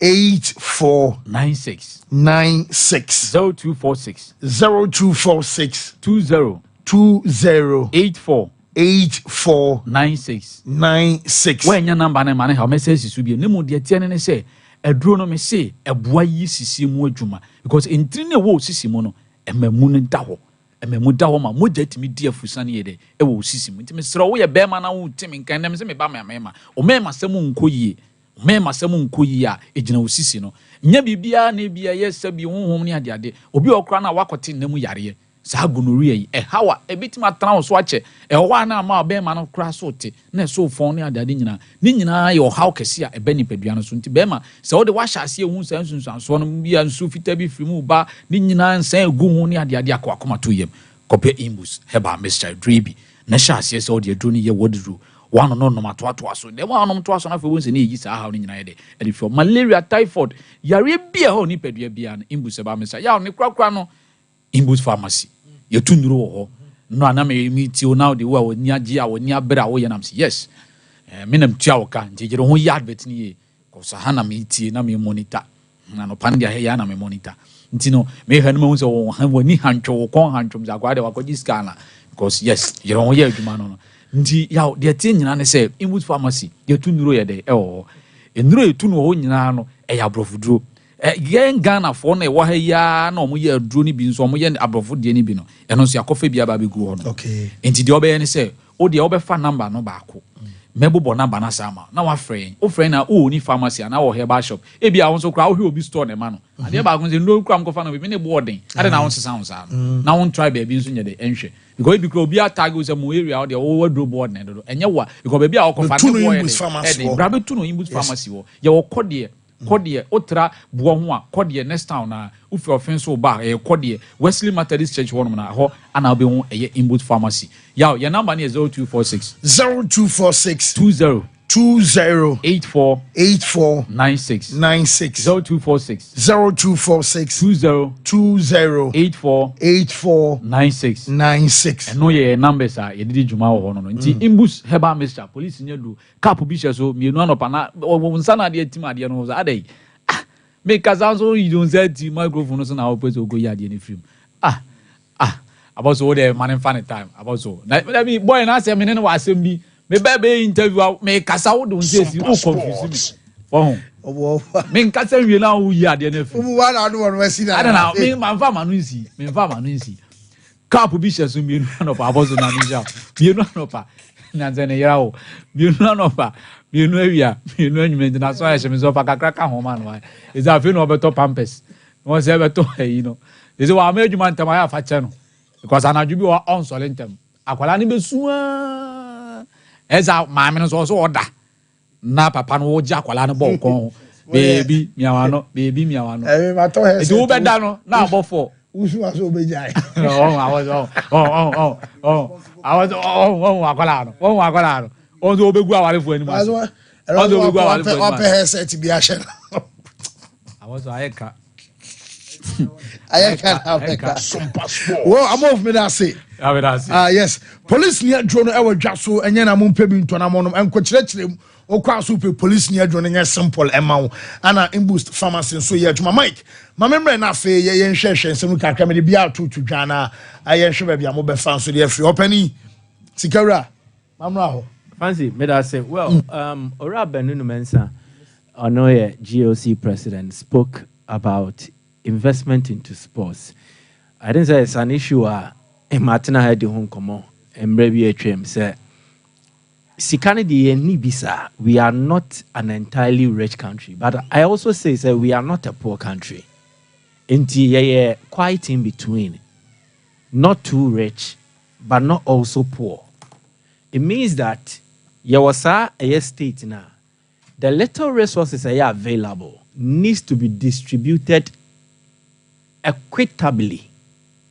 Mechanism is obia ne sone ne de no. E was an insert to mika.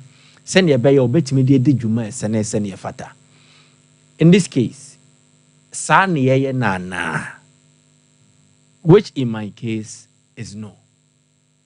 Oftentimes, you try budget the tour for the sports ministry. Sports ministry budget anyway, no be remuno. Not the budget for football for even a certain international window. At dwarf the entire budget of a sports ministry. Most of these sporting associations, disciplines, I'm about complaining say, I na a year support ye dema football, and ki more move 20% to cry. Come bet me a saying there or more, you know. All these things, we can never tackle them without a clear national sports policy. Yen to mean see no. Wabra yen ninkra tebi e daho. Eche ye kwanya yen fast wo kwanya, especially ye di agudie ho nsem mu adwumadie. Sports, it is a tool to empower.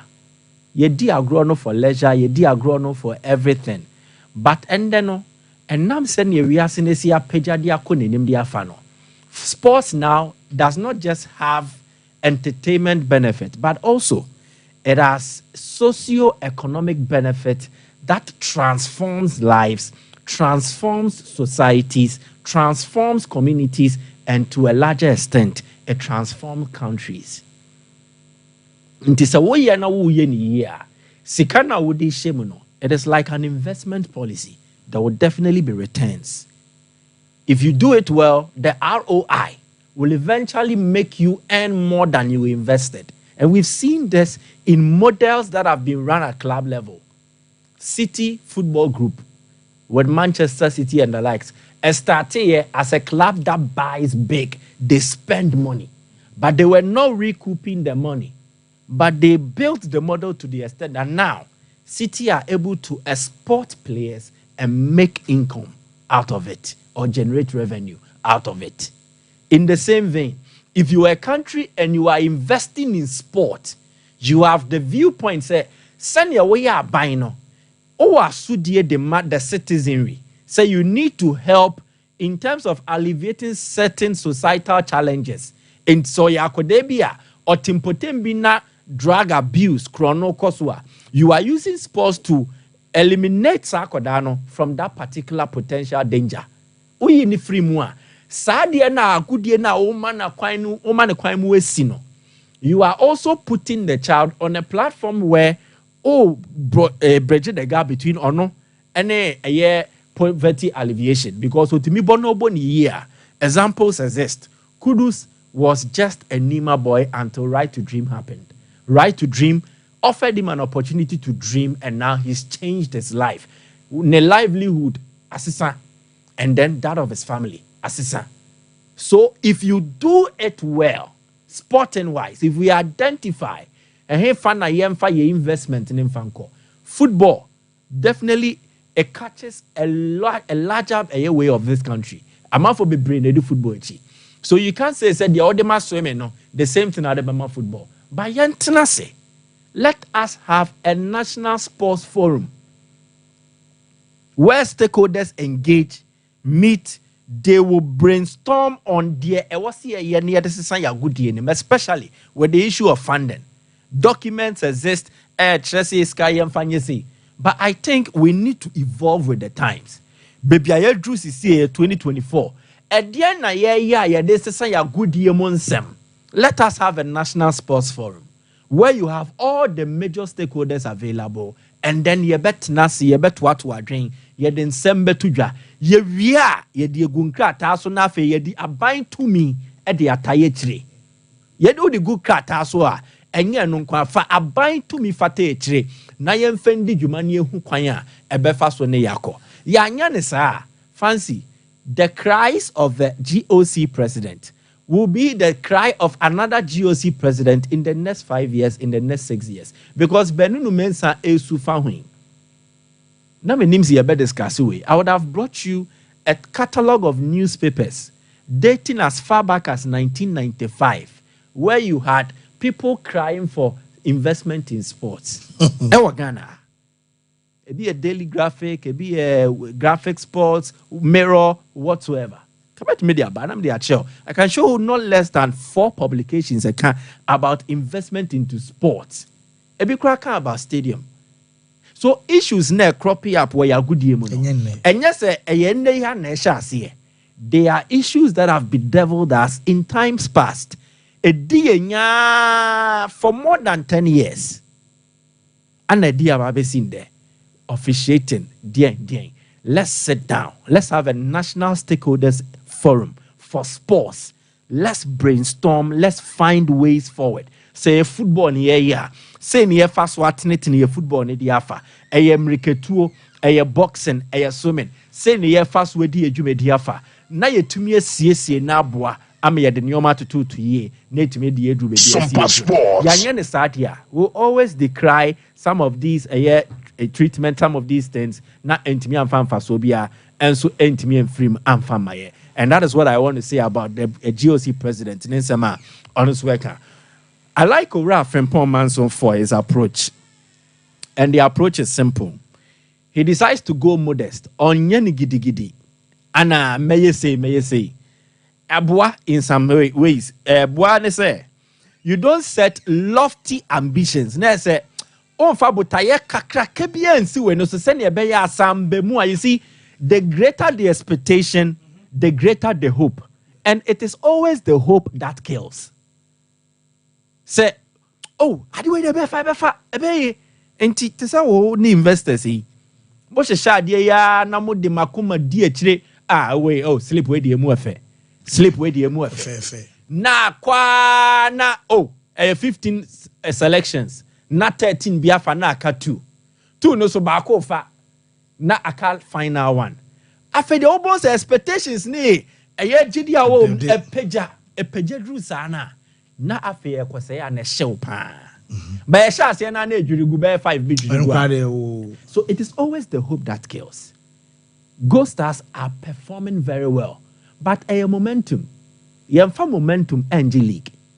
I mean, before the start new season, you know. Yeah. Because I know probably was it on the tip of now fair now case. Yeah. Ebi musi league na ko mediama akwa summer tight. Akwa summer boy. Inti a drew almost. So I say the pressure be a standard pressure be aba. Baby sa Frempong Manson na kasa anafe so kwesi edu. Yeah. And they all spoke to this. Now, Sompa sports. Momentum does not win league titles. Asemwe samobodu kan bi ma ye de yesere a league is a marathon. Enye a sprint. Sprint ne de pa yakwaya na ewie. So the sprint will be the games. The marathon will be the laps. Enti every week bi ababu bi an one lap. And de obeye in every lap. You be in our boom cumulative and you be say league no betimi aja na untimi je. So Ghost Stars have started well. But I think it is early days yet to put that pressure on them as runaway league leaders. Can they dream? Come on. No, I'm not saying no, I'm only asking. They can aspire. Okay. Oh, minya may say good. But to Magic League no, it is too early. You more 10 matches and check the point gap. Kodoko was standing back home. Australia Ghost Stars by 3 points. If they win, who comes top?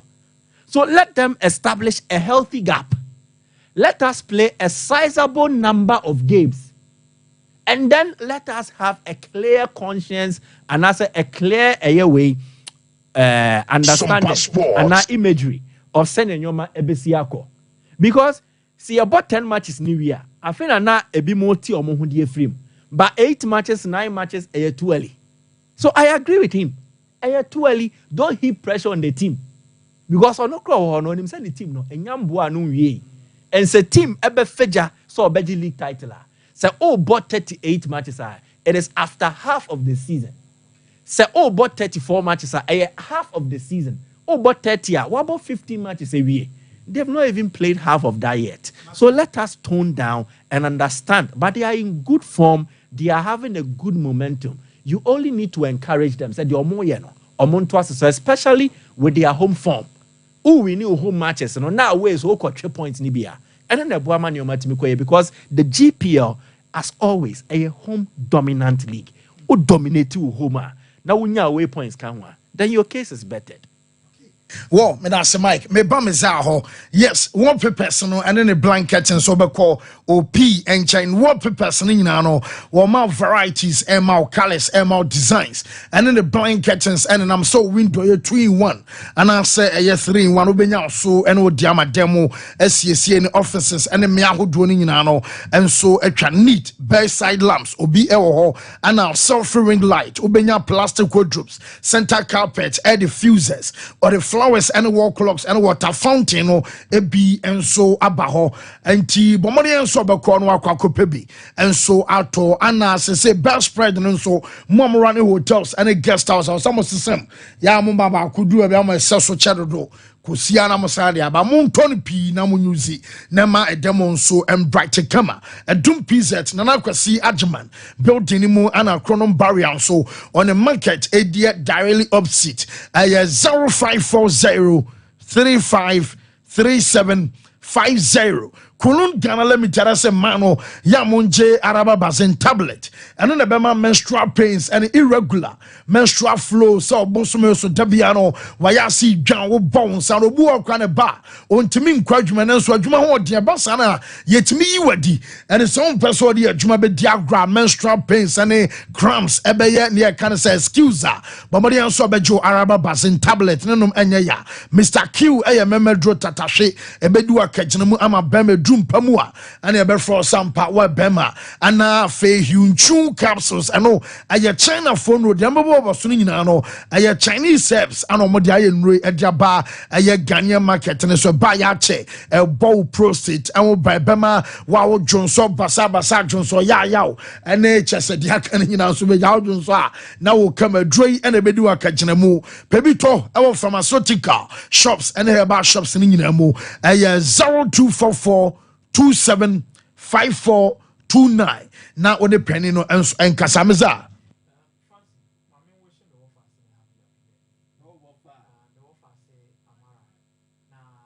me offer say Amara call Revival International School. Oh, okay. Na ene na woda happy birthday Amaria Adwaboatma ampofu.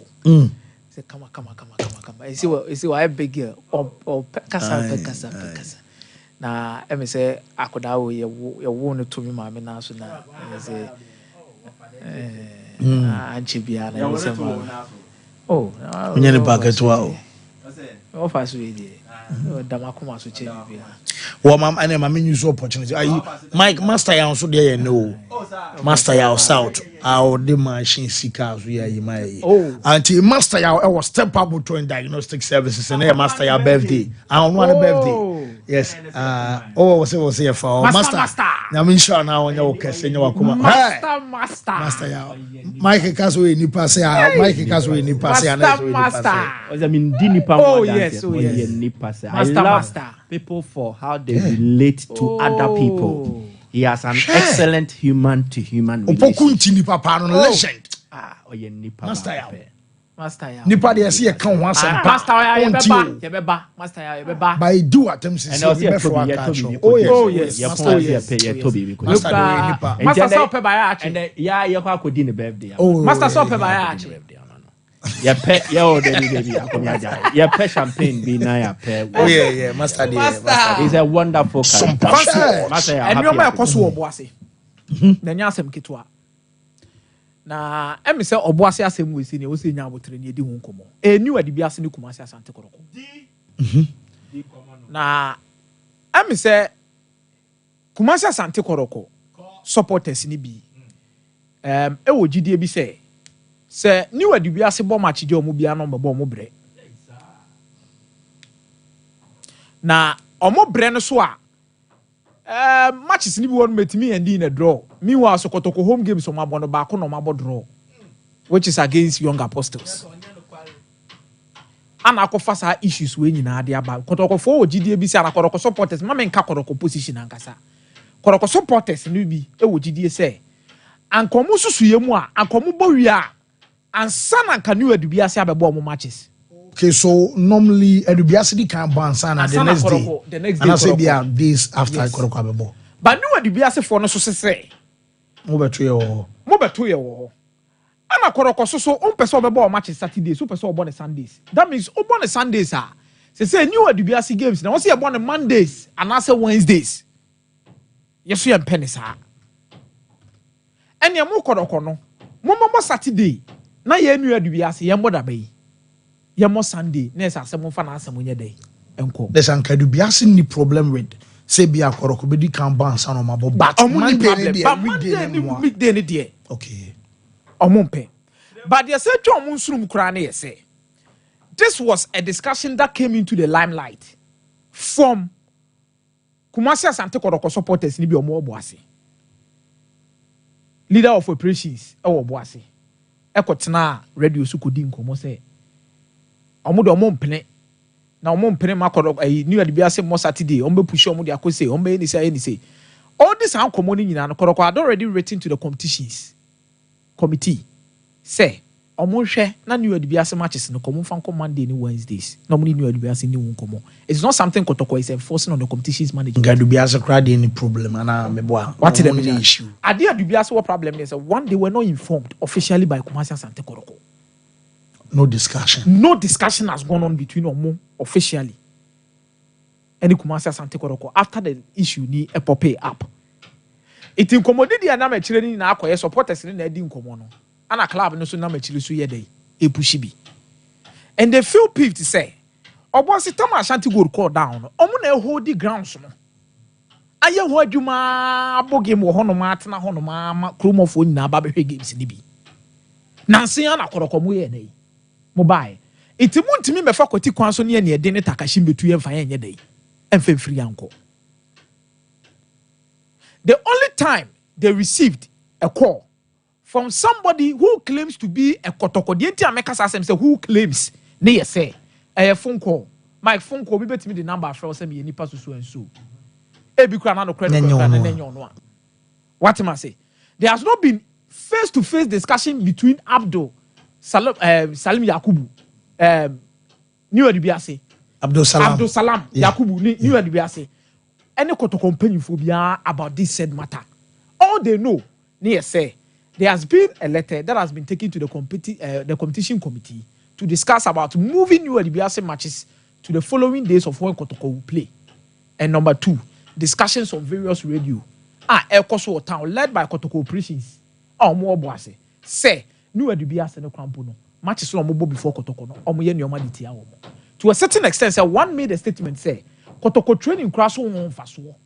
Eche New Adubiasi match. Oh, Samu. Yes.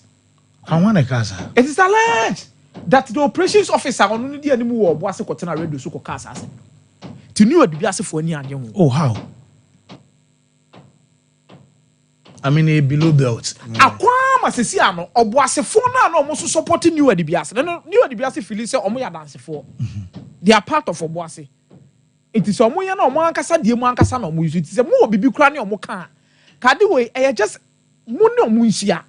Na mo ne nkomo no na mo ntem ho ase na mo be take step amu nyina mo take na mo hunu next step mo be dey mo be ko but se mo fa chire kodi sa nkomo no mo make initiative to change those things without officially informing them at home and they are threatening say Kotoko amfa bu afa mo mo a o ma wene match wo asa mo ma hwe hey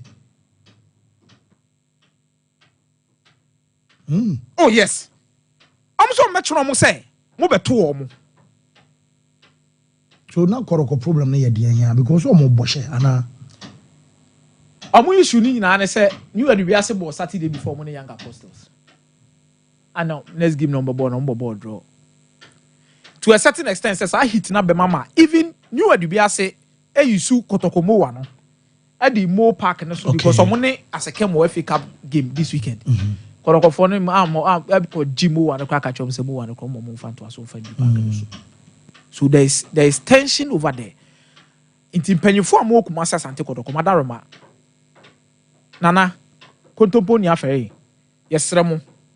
Rich. Mon sore na munisa ankomo na mon so ano. Ansa na de besi. Because ansha enya resource nko a. New Adubiasi supporters no mu fi boase no. They are ready someone Kotoko for no be face up. Already adena esi between supporters Kotoko, Bass, Samatex, sa issue no Ukrainian can we. Let's tread cautiously. Let's tread cautiously. Wait, kasa and control the operations leaders and supporters. Nibi omo kasa wohono. They are getting people angry. Omo yamo boasefo ni bibu afu. They are getting people angry.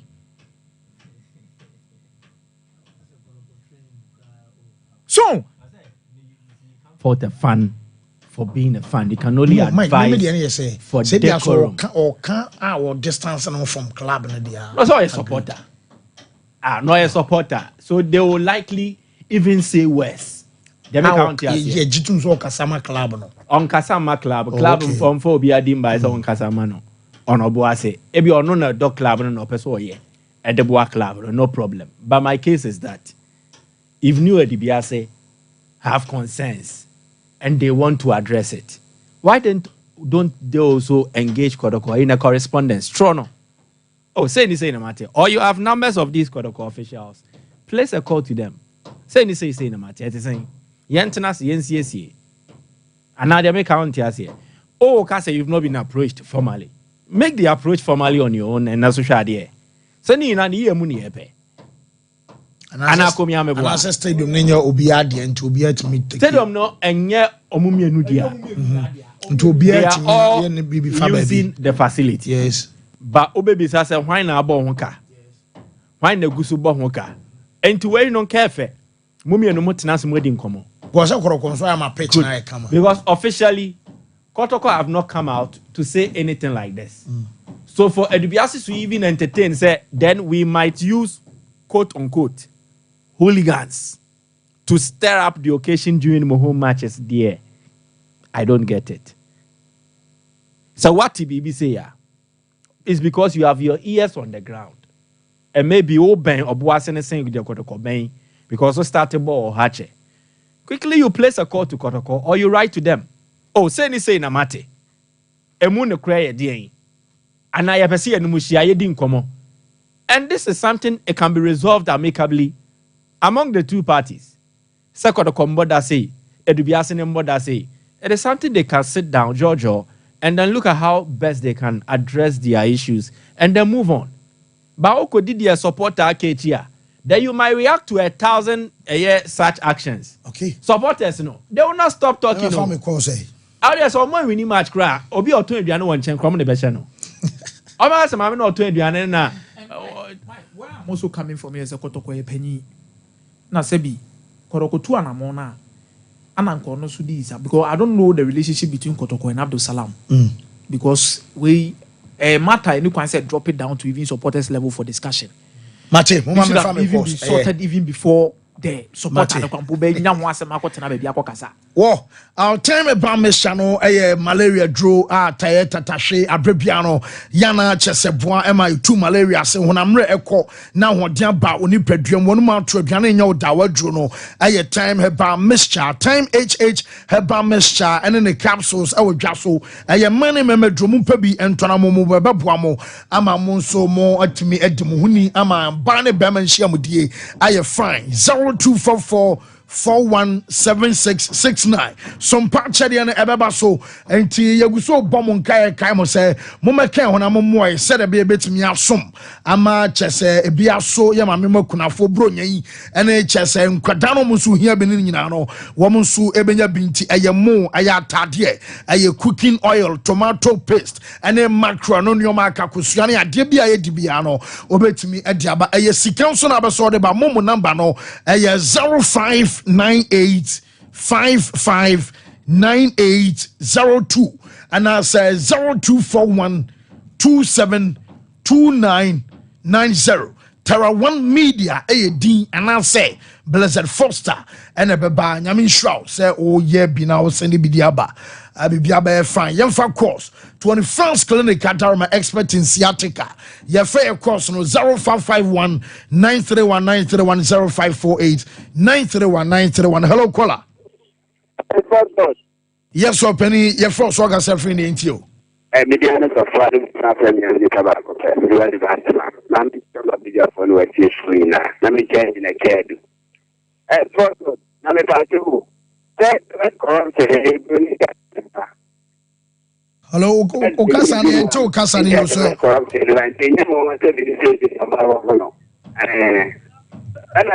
So for one kafra, I'm saying you shouldn't two voice news. So bet me about Biman Kame Peppa. Hello. Yes, or Penny. I want to Solomon. Solo it's you. I can't say once I'm late. Nana from Power Stars to say watch your mamma Bejano. But my memo when they ever get going in our sofa, and I'm in Doctor Alaji Mahmoud Baumia, the Vice President.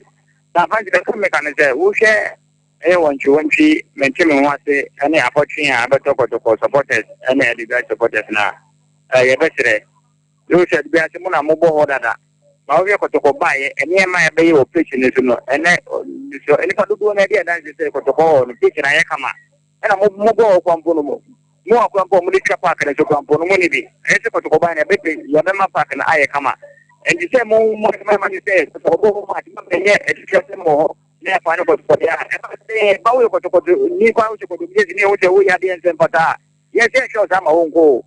And the best member was almost as nothing. The Emma Booth supporters in them. You just said, and supporters nothing. And the conversion of miracle to supporters in them. Well, yeah, I see. Hello.